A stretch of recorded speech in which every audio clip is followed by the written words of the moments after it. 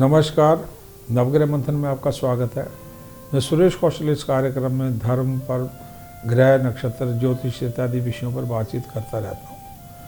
हमारा एक महत्वपूर्ण कार्यक्रम होता है, वो होता है जब भी सूर्य राशि बदलते हैं तो उस राशि परिवर्तन का सभी लग्नों के ऊपर क्या प्रभाव पड़ता है राशियों पे, उसके बारे में प्रोग्राम होता है। इस सूर्य के राशि परिवर्तन को संक्रांति नाम से भी जाना जाता है। आज मैं आपके साथ सूर्य का इस माह के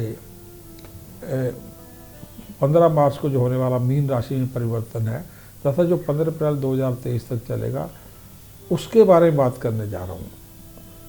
ये इस माह में कुछ अन्य परिवर्तन इस प्रकार हैं, जैसे गुरु 31 मार्च से 30 अप्रैल तक अस्त रहेंगे, शुक्र मेष राशि में चलते रहेंगे 15 मार्च से लेकर 30 अप्रैल में, वृषभ में चले जाएंगे 6 अप्रैल से 15 अप्रैल के बीच में, बुध जो है 15 से 31 मार्च तक कुंभ में रहेंगे तथा 31 मार्च से 15 अप्रैल में मीन में रहेंगे। हर लगन के बारे में बात कर रहे हैं। मैं आपके साथ कन्या लगन पे क्या असर होगा ये बात करने जा रहा हूँ।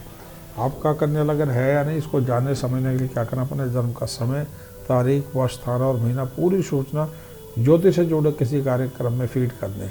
इस प्रकार का चित्र बनेगा। यदि बीच के खाने में 6 नंबर वर्ग अथवा कन्या लिखा तो आपकी बात हो रही, अन्यथा नाम का अक्षर इनमें से कोई एक है तो भी आपकी बात हो रही। क्या है नाम के अक्षर? टो, पा, पी, पू, शा, णा, ठा, पे, ओ। कन्या लगन में बुध जो है लग्नेश हैं, तो स्वास्थ्य की दृष्टि से क्या हो रहा है?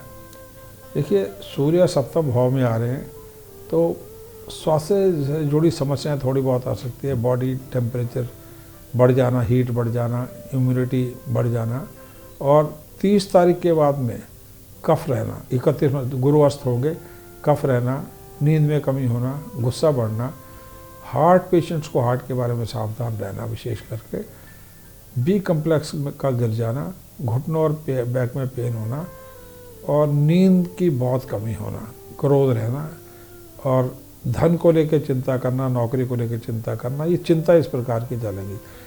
31 के उपरांत आप जैसे बुध मीन में जाएंगे आपकी इम्यूनिटी भी लो हो जाएगी, तो आपको व्यायाम इत्यादि से अपनी जो स्वास्थ्य के प्रति ज़्यादा सचेत रहना होगा। वॉक करना, योग करना, इम्यूनिटी कम ना हो, इसलिए भोजन और एक्सरसाइज पे ध्यान देना पड़ेगा।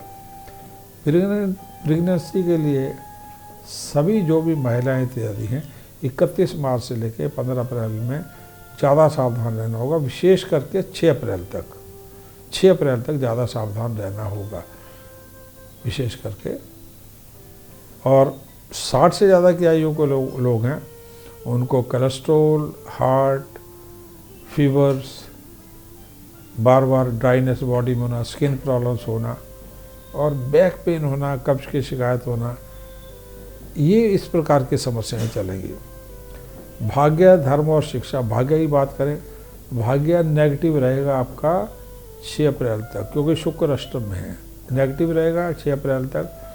कर्म पे ज़्यादा ध्यान देना पड़ेगा। लकीली मंगल दशम भाव में चलने तो कर्म आप संभाल पाएंगे, इसलिए भाग्य की तुलना पे कर्म पे भरोसा करें। 6 अप्रैल के बाद जैसे शुक्र बृहस्पति अब नवम भाव में आते हैं, आपका भाग्य प्रबल होने लगता है, जीवन के हर क्षेत्र में प्रबल भाग्य होता है।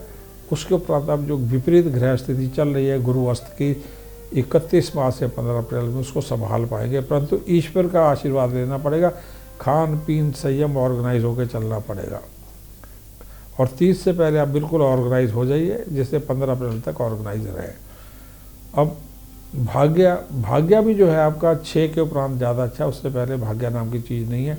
धर्म में आपका मन ही नहीं करेगा 6 अप्रैल तक, न पूजा पाठ को, आराम करने को दिल करेगा, या कुछ सिस्टम ऐसा बन जाएगा आप पूजा नहीं कर पा रहे हैं, धूप दीपक नहीं जला पा रहे, ना मन कर रहा, ना ईश्वर में विश्वास हो, आप नास्तिक हो रहे हैं, आपकी आस्था कम हो रही है।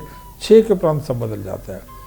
शिक्षा की बात करें तो शिक्षा में 30 तारीख से पहले का जो समय है, क्योंकि उस समय यद्यपि बृहस्पति, सूर्य इत्यादि ठीक है, परंतु शुक्र अष्टम भाव में है, इसलिए 6 अप्रैल तक जो है शिक्षा में फोकस ज़्यादा चाहिए, मेहनत ज़्यादा चाहिए, शांत ज़्यादा रहना पड़ेगा आपको, ज़्यादा थकाना नहीं है, नींद अच्छी चाहिए, भोजन अच्छा चाहिए।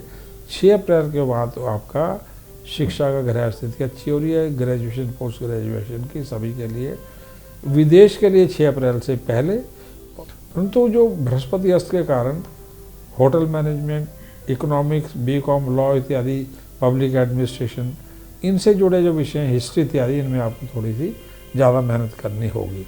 खान पान पर नियंत्रण रखना होगा। नौकरी तथा व्यापार, नौकरी पर जो है सावधानी रखनी होगी आपको पूरे 30 दिन, और 30 तारीख से 15 मार्च अप्रैल के बीच में ज़्यादा, उस समय गुरु अस्त होंगे। तो सरकारी नौकरी में या प्राइवेट नौकरी, विशेषकर सरकारी में आपकी परफॉर्मेंस गिर जाती है, आपको क्रोध आता है, आप लड़ पड़ते हैं, उससे बचना होगा।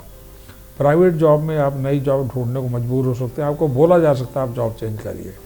इसलिए ऑर्गेनाइज रहें, क्रोध ना करें, सिस्टम से रहें। परंतु दिन नौकरी के लिए ख़राब हैं, और ख़ासकर बृहस्पति से जुड़ी नौकरियां, आपका इकोनॉमिक्स, फाइनेंस, टीचिंग इत्यादि, सूर्य से पब्लिक एडमिनिस्ट्रेशन इत्यादि, सरकारी इत्यादि, आपको सावधानी रखनी होगी।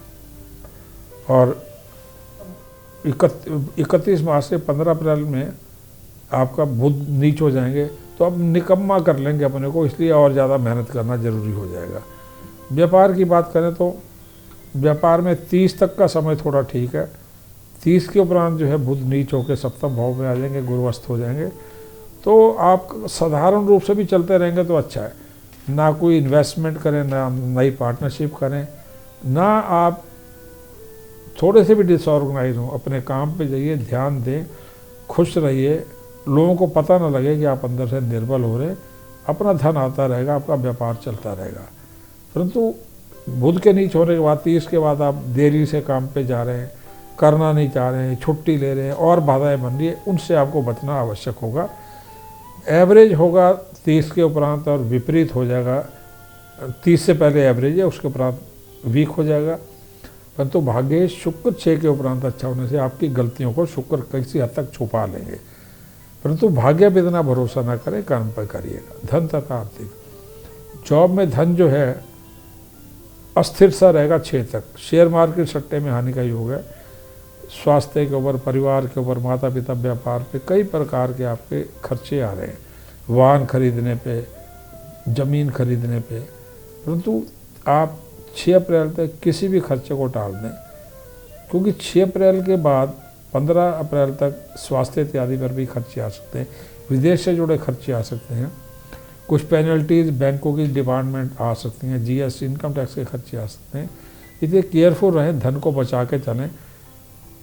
30 तारीख के बाद में किसी भी लीगल इशू में भी खर्चा हो सकता है, उससे बचें। घर पे रहें, बाहर ना जाए, ऑर्गेनाइज रहें। नया जवाहरात, वाहन, संपत्ति खरीदने से बचें। जो नौकरी आ रही है उसमें खुश रहें, कोई भी इलीगल काम ना करें, नहीं तो नौकरी को भय है। व्यापार की बात करते हैं, व्यापार में ग्रह स्थिति अस्थिर है, इसलिए नई इन्वेस्टमेंट, नए मौके ढूंढना, ये करना, वो कुछ भी नहीं है। जो कर रहे हैं उसी में अलर्ट रहें, धन आपका ठीक रहेगा। परंतु आपकी देनदारी आ रही हैं, इंश्योरेंस से जुड़ी, बिजली पानी, काफ़ी बड़े खर्चे आ रहे हैं आपके सरकार से जुड़े, वो आपको देने पड़ेंगे। स्वास्थ्य से जुड़े भी खर्चे आ सकते हैं, इसलिए परिवार के स्वास्थ्य पर नज़र रखें। परंतु आपकी आय जो है 6 अप्रैल के बाद बढ़ जाएगी, अचानक आय बढ़ेगी, वो आप एक्सपेक्ट नहीं करने, बढ़ जाएगी, उससे आपका ये न्यूट्रलाइज होता रहेगा। परंतु जो कुछ खर्चे इत्यादि हैं स्वास्थ्य पे, व्यापार से जुड़े, संपत्ति पे जुड़े, माता पे, तो वो आते रहेंगे। परंतु 6 अप्रैल के बाद धन ठीक हो जाएगा। ग्रोथ आपकी 6 अप्रैल के बाद जॉब में अच्छी, व्यापार में अच्छी है। जॉब में ग्रोथ जो है लगभग 30 दिन नहीं के बराबर है, इसलिए सावधान रहना पड़ेगा। अब बात करें विवाह इत्यादि की, रिश्ते, देखिए प्रेम संबंधों में धोखे का योग है 6 अप्रैल तक, और ऐसा धोखा मिलेगा आप पछताएंगे। इसलिए बिल्कुल भी प्रेम संबंधों के चक्कर में ना पड़े, कुंडली मिला के ही रिश्ता करें। और 30 तारीख तक का समय ठीक है। उसके बाद बृहस्पति जो शादी के आपके मुख्य ग्रह हैं वो निर्बल हो जाएंगे, तो इसलिए कोई भी रिश्ता आप जो है तारा डूबा होगा, शादी विवाह संस्कार कुछ नहीं होंगे, उससे फिर टाल दीजिएगा। जीवन साथी के प्रति आपको पूरे महीने सचेत रहना पड़ेगा, विशेष करके 31 मार्च से 15 अप्रैल में उनकी स्वास्थ्य, उनकी आर्थिक नीड्स और भी पारिवारिक कारणों से सावधान आपको रहना पड़ेगा स्पाउस के साथ। प्रेम संबंधों से बचिए, अन्यथा बाकी चीज़ें निकल जाती हैं। प्रेम संबंधों में सबसे बड़े धोखे का योग है।